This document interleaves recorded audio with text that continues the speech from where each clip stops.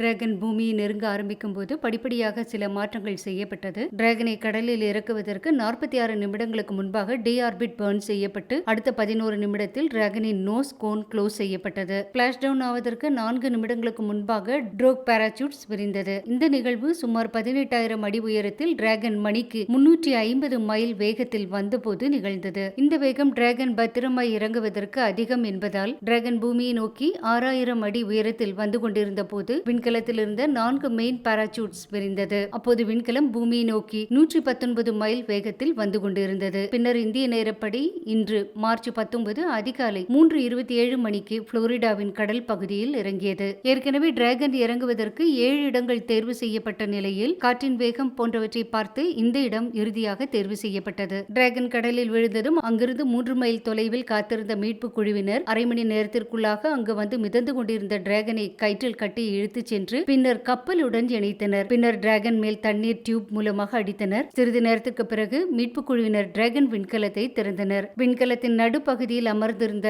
Nick Hague மற்றும் Alexander ஒருவர் பின் ஒருவராய் வெளிவர மூன்றாவது சுனிதா வில்லியம்ஸ், அவரை தொடர்ந்து புட்ச் வில்மோரும் பத்திரமாய் தரையிறங்கினர். அங்கிருந்து ஹெலிகாப்டர் மூலமாக கென்னடி ஸ்பேஸ் சென்டருக்கு இந்த 4 விண்வெளி வீரர்களும் சென்று பின்னர் சுமார் 6 மாத காலம் மருத்துவர் கண்காணிப்பில் இருப்பர் என்று தெரிவிக்கப்பட்டுள்ளது.